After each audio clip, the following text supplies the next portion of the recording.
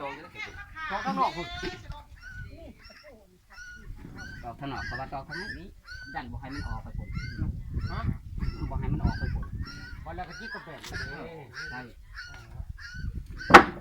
เอาเกี่ยวเอาเกี่ยวตัวนี้คันนี้ได้กันนี้เพิ่นเงา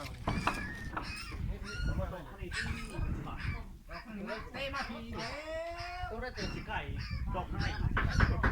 มันสวยได้ครับตัวนี้มันบ้านนี่มันดอกมันได้ไก่แล้ว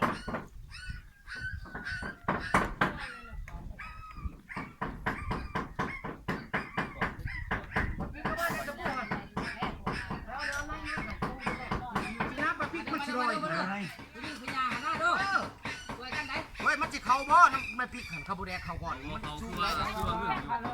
ยัดเข้าก่อนลูกแป้งยัดเข้าก่อนเอาเด้อเด้อ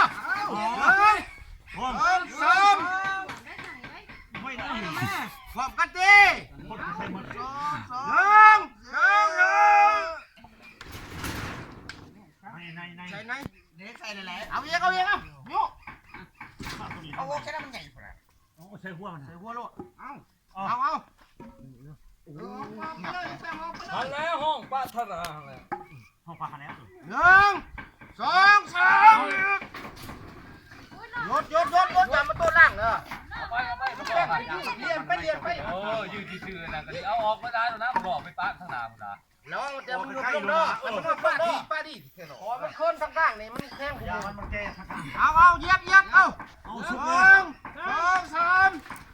3